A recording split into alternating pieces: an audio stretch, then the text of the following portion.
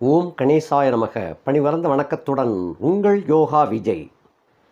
கட்டழகு உள்ள உடல், கண்ணிலே நல்ல குணம்,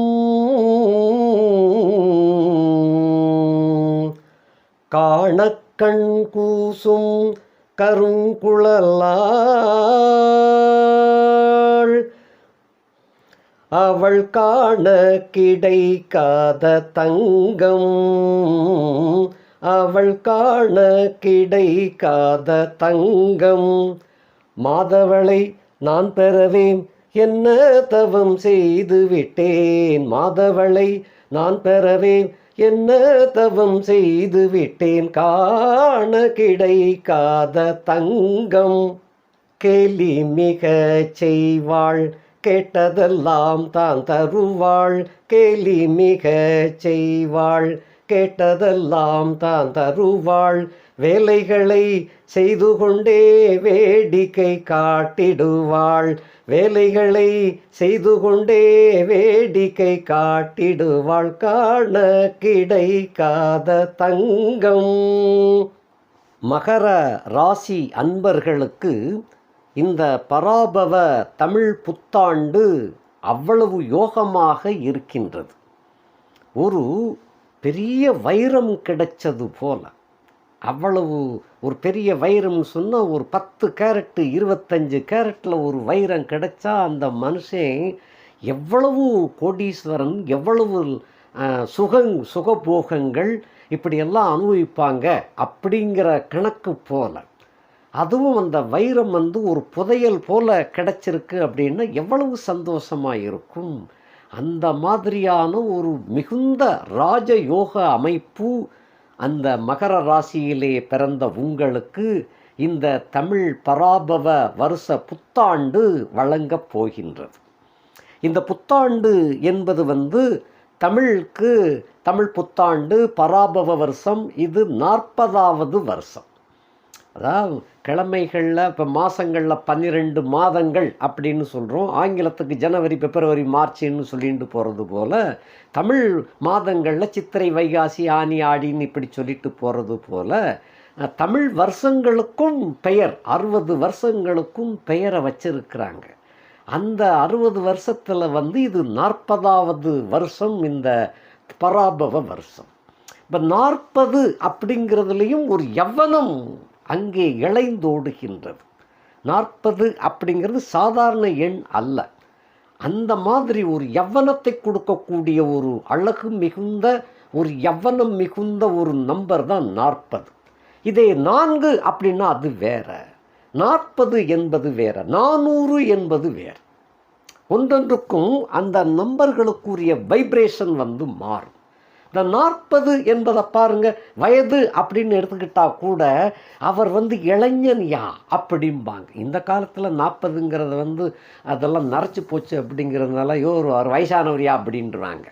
இனி என்னையா உனக்கு இளவட்டமெல்லாம் முடிஞ்சு போச்சுல்ல அப்படின்னு இந்த காலத்தில் பட்சே பொத்தாம் பொதுவாக இயற்கை உணவுகளை நல்லா சாப்பிட்டுட்டு நல்லா வேலைகளை செய்து கொண்டிருக்கக்கூடியவர்களுக்கு அந்த 40 என்பது திமிரெடுக்கக்கூடிய ஒரு வயது.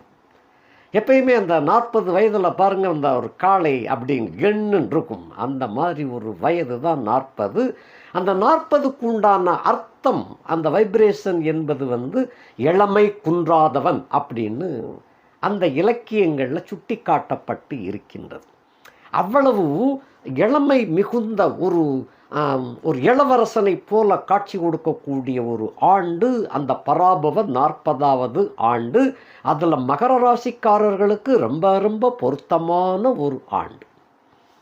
இதெல்லாம் கிட்டத்தட்ட ஒரு 300 வருஷங்களுக்கு ஒரு தடவை தான் இப்போ இந்த சனியும் ராகுவும் சேர்ந்து இருந்தாங்க. சனி இப்போ விலகிட்டார், 3வது வீட்டுக்கு போயிட்டார். அங்கே இருக்கக்கூடிய ராகு 2வது வீட்டில், சனியினுடைய வீட்டில் தான் இருக்கிறாரு. அந்த ராகுவையும் குரு பார்த்துருக்கிறார். ஆகையினால இளமைக்கு மேல் இளமை கிடைக்கக்கூடிய ஒரு ஆண்டாக ததும்பி விளையாடுகின்ற ஒரு ஆண்டு, மன்மத சுகத்தை அள்ளி சுவைக்கின்ற ஒரு ஆண்டாக மகர ராசிக்காரர்களுக்கு மலர்ந்திருக்கின்றது. இது எப்படி அப்படின்னு சொன்னால், நீங்கள் மகர ராசியில் பிறந்தவங்க எல்லாமே தொழிலாளர் வர்க்கம் அப்படின்னு நான் பல வீடியோக்களில் சொல்லியிருக்கேன். காலதேவனாகிய சூரியன் அப்படிங்கிறவருக்கு இது 10வது வீடு.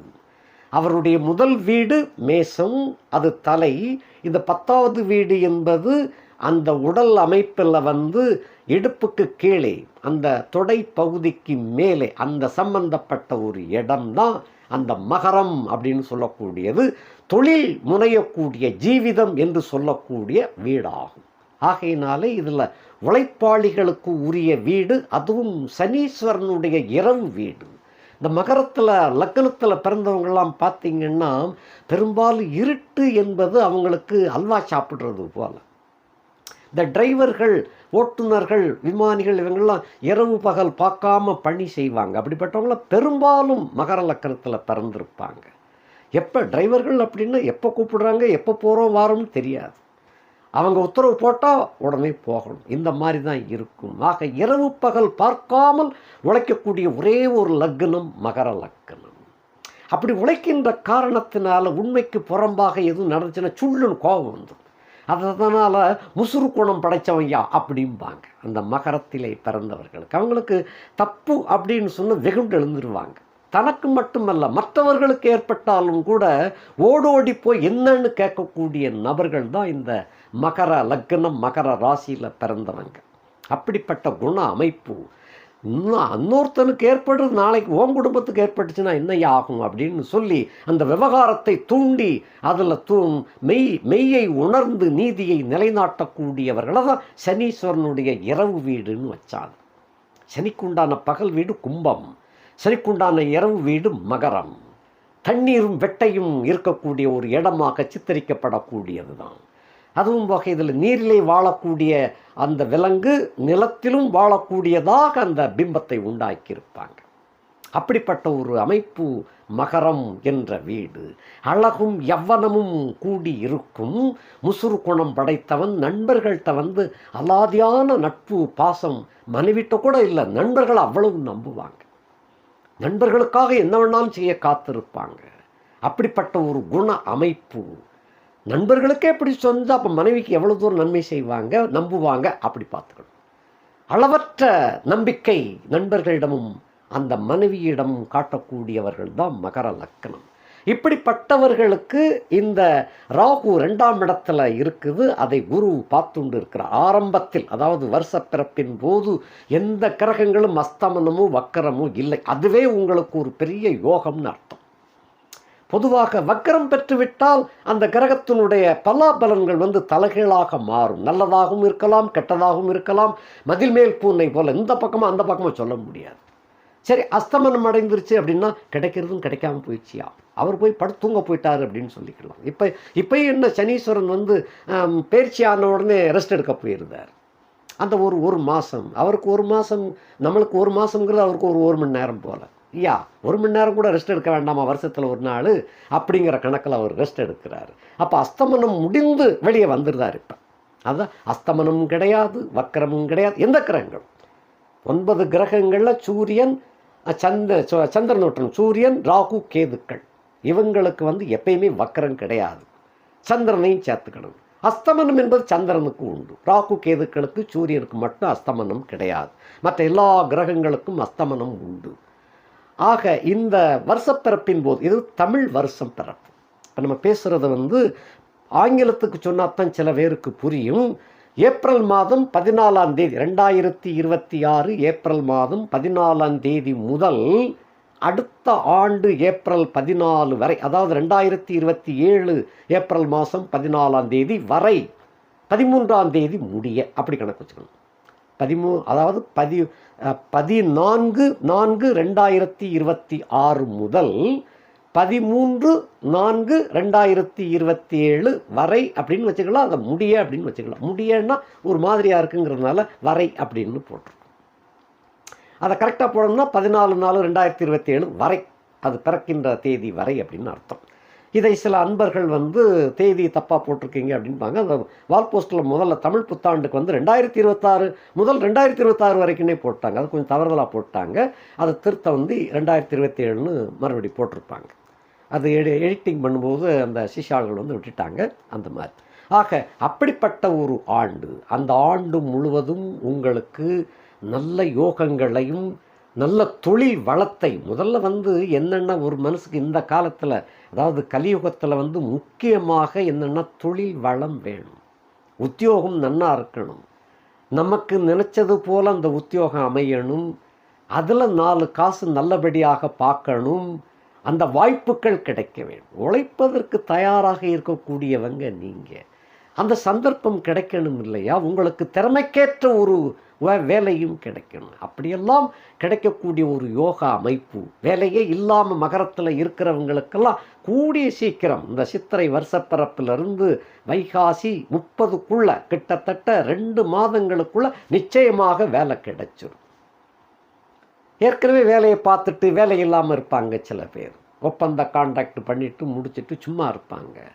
அது சனிப்பெயர்ச்சி ஆகும்போது சனியின் பாதை சந்திப்பு பாதை என்கின்ற காரணத்தினால சில பேருக்கு அப்படி இருக்கும். ஏற்கனவே பார்த்த உத்தியோகத்தினுடைய அந்த பணி சம்பளத்தை விட 2 பங்கு சம்பளம் கிடைக்கக்கூடிய அளவுக்கு அந்த உத்தியோக அமைப்பு சிறப்பாக உங்களுக்கு கிடைக்கப் போகின்றது.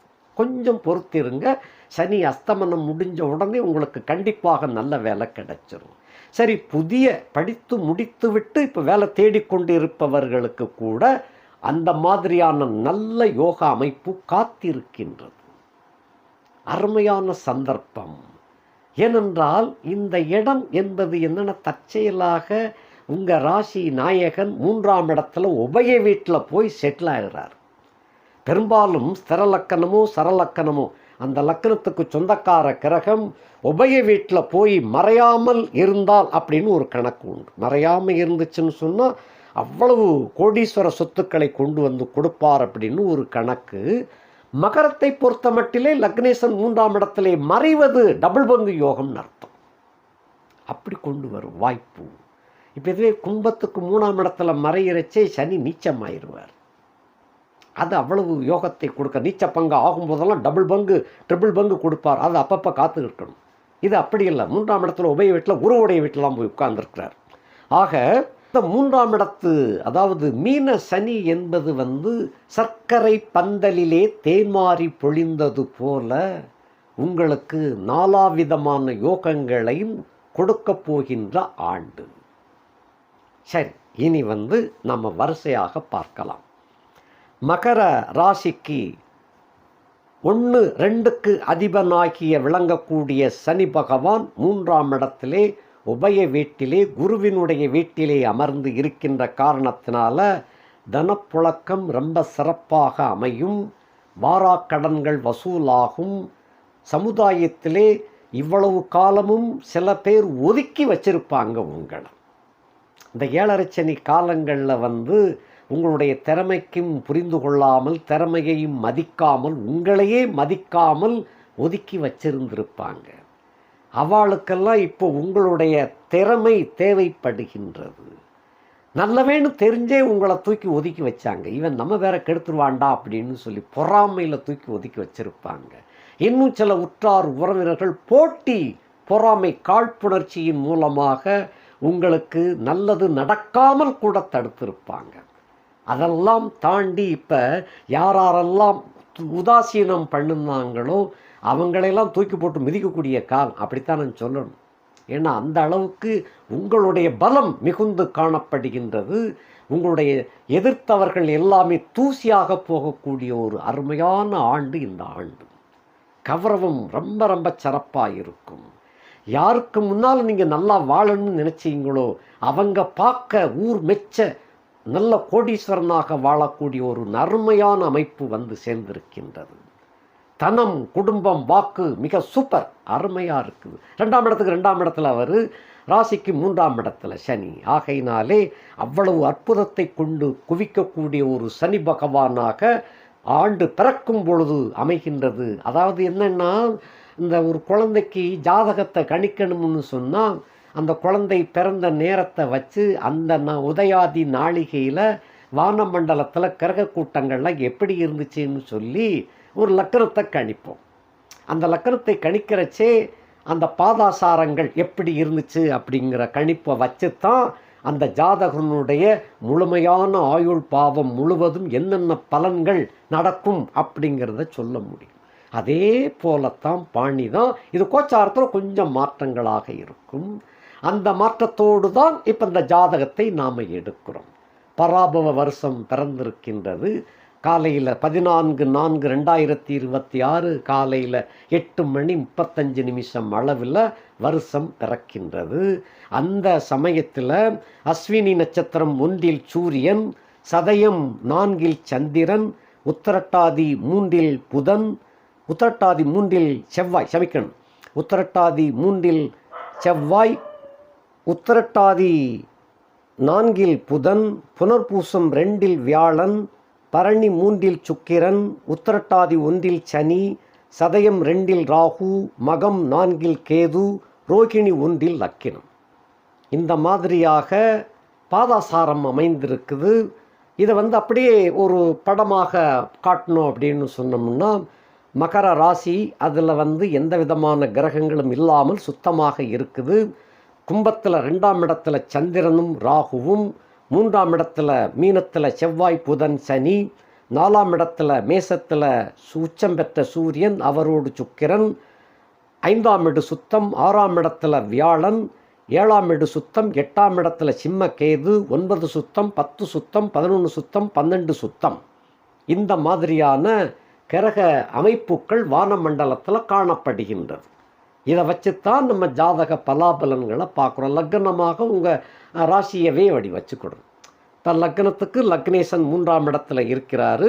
வீடு கொடுத்த குரு அவருக்கு கேந்திரத்தில் இருக்கின்ற காரணத்தினால இந்த ஆயுள் நல்ல தீர்க்கமாக விளங்கும்.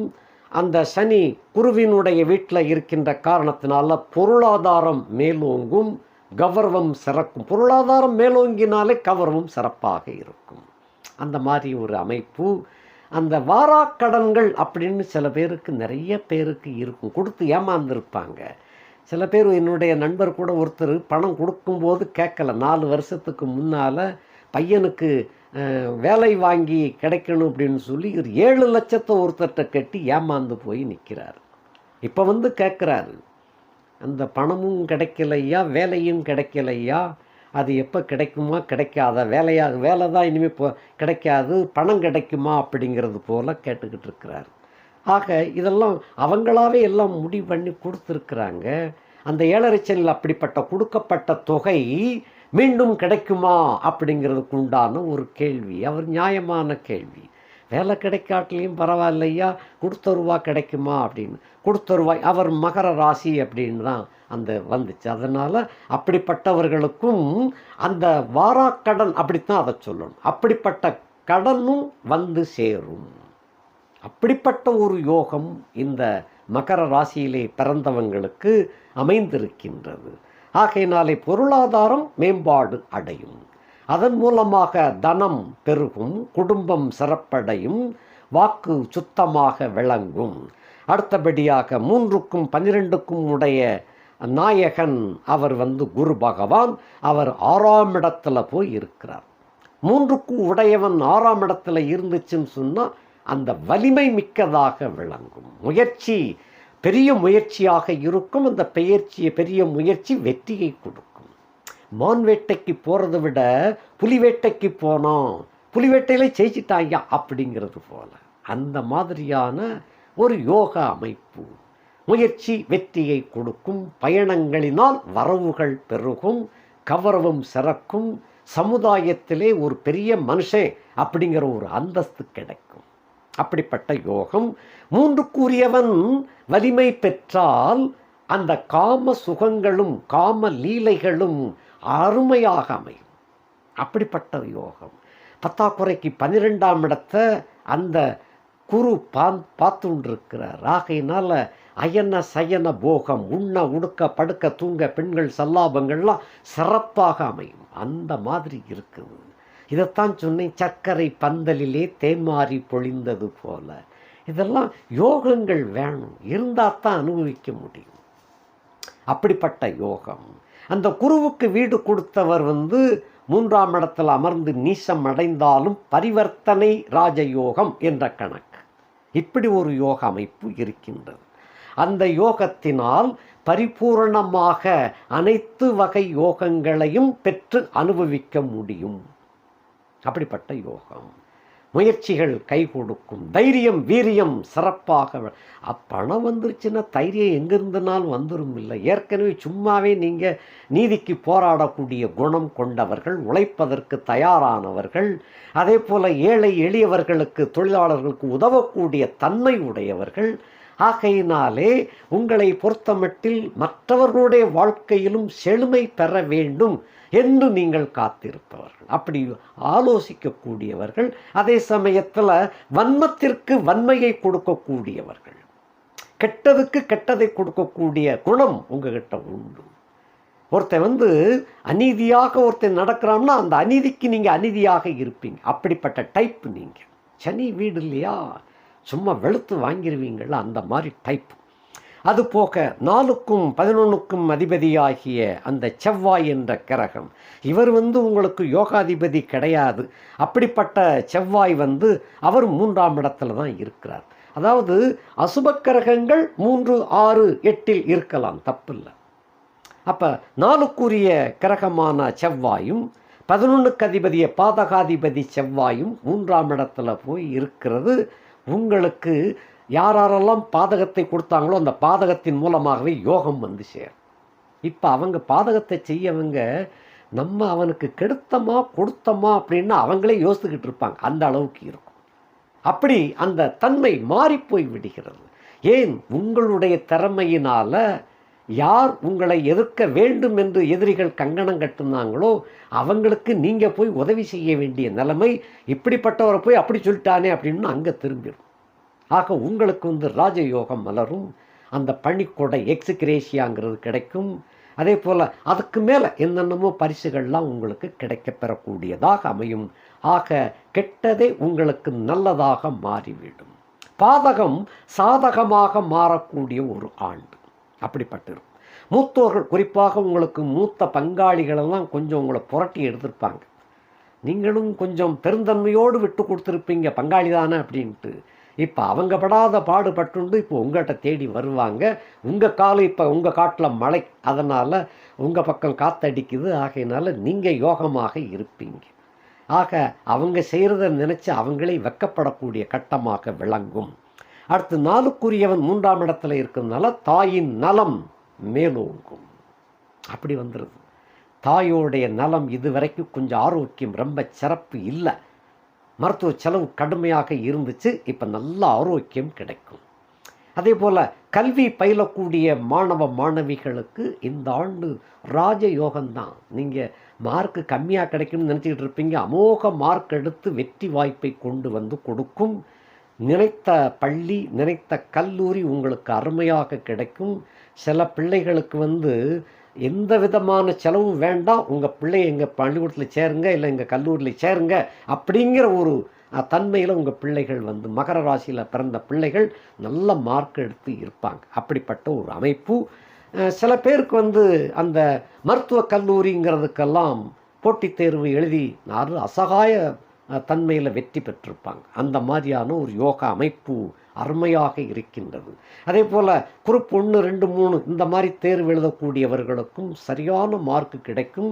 கிட்டத்தட்ட என்னுடைய கணிப்பின்படி டாப் 10ல் முதல் வரிசை 2வது வரிசையில் தேர்வாகும். அப்படிப்பட்ட யோக அமைப்பு இருக்கின்றது. அதே போல் நிலபுலன்கள், வீடு, வாகனங்கள் இவைகளில் இருந்து வந்த பிக்கல்கள், பிடுங்கல்கள்லாம் விலகி போய் சரியாக போச்சு. இனி அதில் எல்லாம் எந்த விதமான கோளாறும் இல்லை. சந்தோஷமாக வீடும் இருக்கும், வாகனமும் அமையும், வண்டிகளும் அந்த மாதிரி அமையும், வாகனங்களும் அமையும். ஆக இந்த இடத்தில் சொந்த வீடு வாங்கணும், சொந்த கடை வாங்கணும், சொந்த தொழிற்கூடம் அமைக்க வேண்டும் என்று காத்திருப்பவர்களுக்கும், புதியதாக எக்ஸ்டென்ஷன் பண்ண வேண்டும் என்று நினைப்பவர்களுக்கும் சரியான கட்டம், நல்ல ஒரு சந்தர்ப்பம். விட்டுவிட வேண்டாம். பராபவ வருஷம் உங்களுக்கு பரந்த நோக்கத்தோடு வெற்றியை கொண்டு குவிக்கும். அப்படிப்பட்ட ஆண்டு. அடுத்து 5க்கும் 10க்கும் அதிபதியாகிய சுக்கிரன் 4ஆம் இடத்துல ஜம்முன்னு இருக்கார். அவர் சமநிலையில் இருந்தாலும் கூட வீடு கொடுத்தவன் அவருக்கு 12ஆம் இடத்துல இருக்கிறதுனால பூர்வ புண்ணிய சிறப்பு ரொம்ப சிறப்பாக இருக்கும். 4ஆம் இடத்துக்கு சுக்கிரன் 12, சுக்கிரனுக்கு வீடு கொடுத்தவர் சுக்கிரனுக்கு 12. அந்த மாதிரி இருக்கின்ற காரணத்தினால பூர்வ புண்ணியத்தில் போன ஜென்மத்தில் கழிந்த ஜென்மம் அதுக்கும் கழிந்த ஜென்மத்தில் செஞ்ச புண்ணிய ஆக்கினைகள் எல்லாம் இந்த ஜென்மத்தில் உங்களுக்கு மொத்தமாக அனுபவிக்கக்கூடிய ஒரு ஆண்டாக இந்த பராபவ ஆண்டு மலர்ந்திருக்கின்றது. அதே போல குலதெய்வத்தின் அருள் சிறப்பாக இருக்குது. உங்களை தேடி வருவார் உங்கள் குலதெய்வம், அள்ளி அணைத்து கொள்வார், கொஞ்சுவார், குலாவார். அந்த மாதிரி சந்தோஷம் மிகுதியினால் உங்களுக்கு வேண்டிய வரங்களை எல்லாம் குலதெய்வம் அள்ளி வழங்கப் போகின்றார். புத்திர பாக்கியத்தைக்காக ஏங்கி காத்திருக்கின்றவர்களுக்கு நல்ல சற்புத்திரன் பிறக்கக்கூடிய ஆண்டு அருமையாக இருக்குது. அதே போல் ஏற்கனவே பிள்ளைகளை பெற்று வச்சிருந்தீங்கன்னா பிள்ளைகளால் பெருமை கிடைக்கக்கூடிய ஒரு ஆண்டு அருமையாக இருக்கின்றது. பிள்ளைகளால் பெருமையும் சந்தோஷமும் உங்களை தேடி வரக்கூடிய ஒரு அருமையான ஆண்டாக மலர்ந்திருக்கின்றது.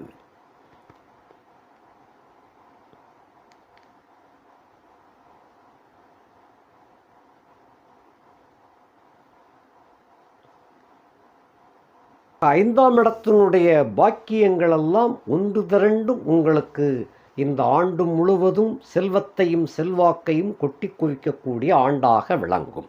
இதற்கு அடிப்படை 10ஆம் வீடு. இந்த 10ஆம் இடத்திற்கு 7ஆம் இடத்துல இந்த சுக்கிரனும் சூரியனோடு சேர்ந்து இருக்கின்றார்.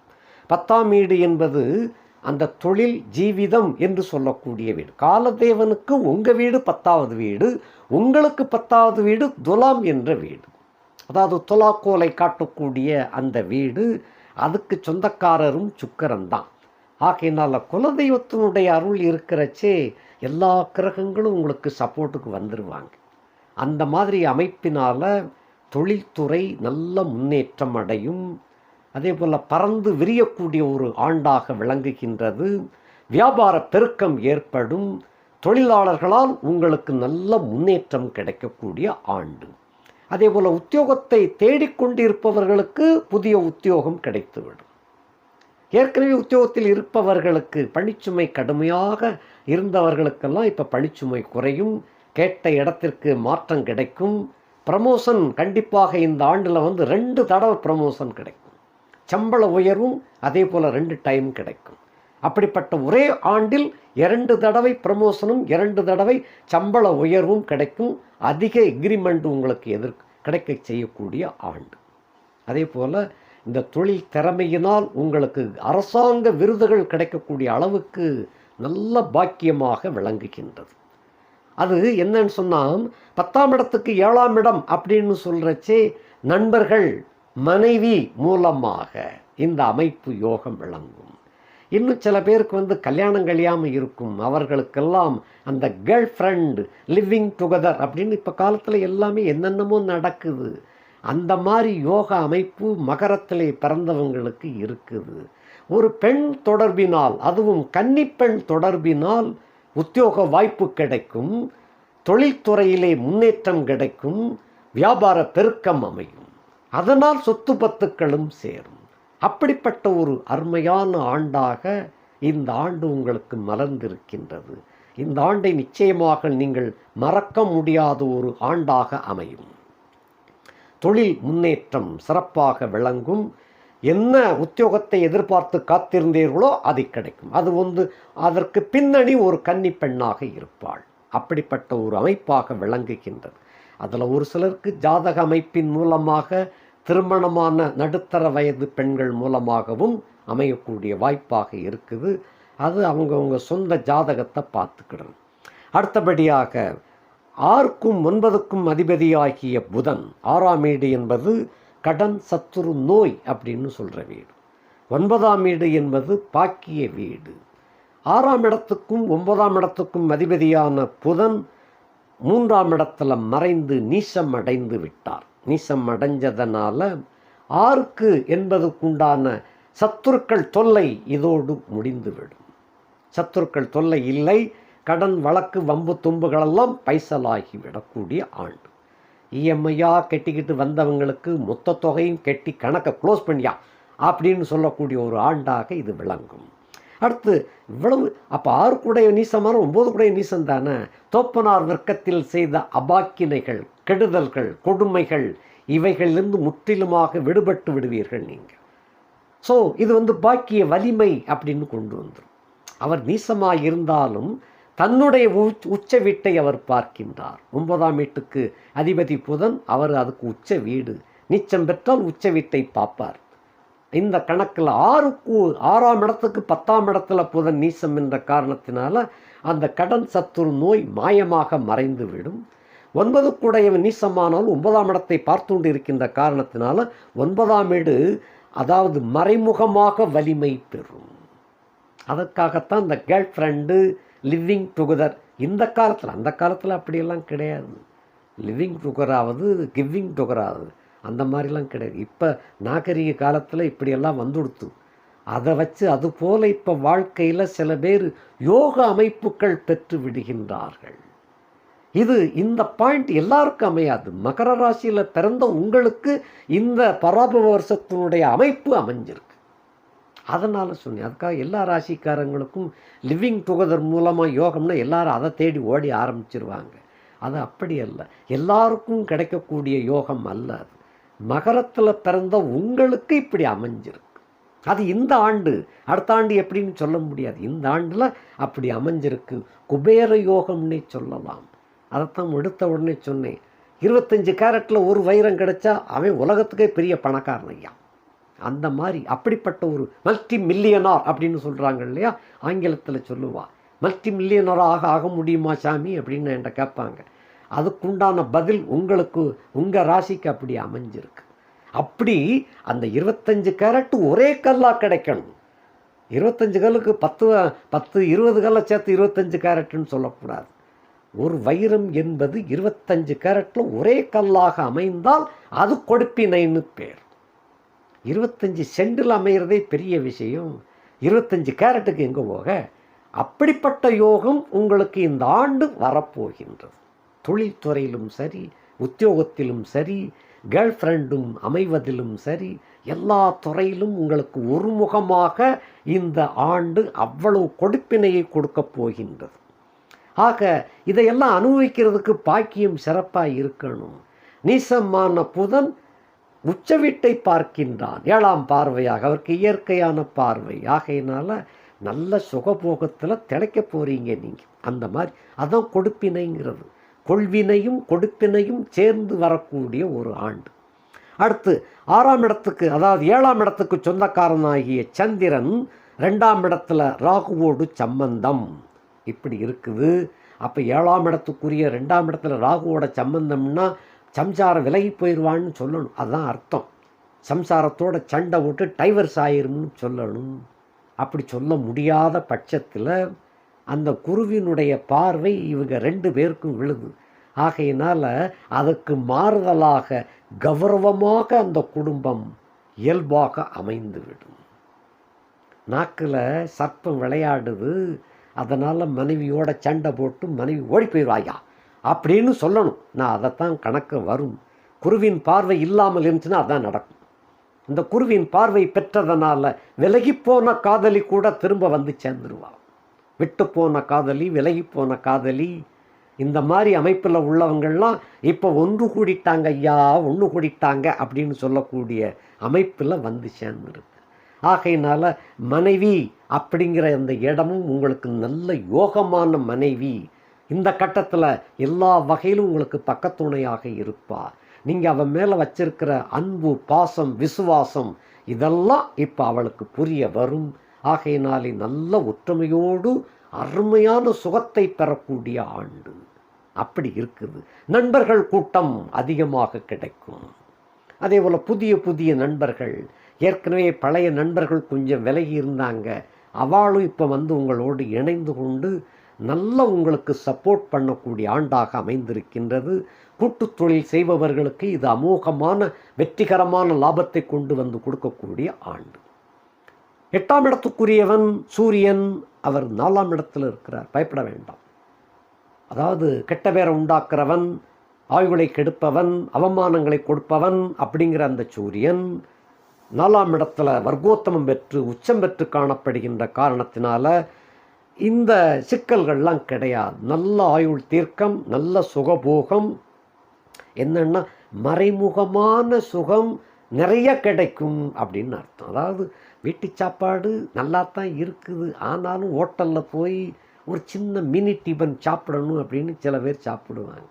அந்த மாதிரி இப்போ சாப்பாடு 2 வகை சாப்பாடும் உங்களுக்கு அருமையாக கிடைக்கிற ஒரு கட்டம். அதே போல் நீங்கள் 2 பெண்கள் தொடர்பு உங்களுக்கு தொடுத்தே வந்துச்சு. அதில் ஒருத்தி இடையில காணாமல் போயிட்டா. திரும்ப மறுபடியும் அவளை தேடி வருவா.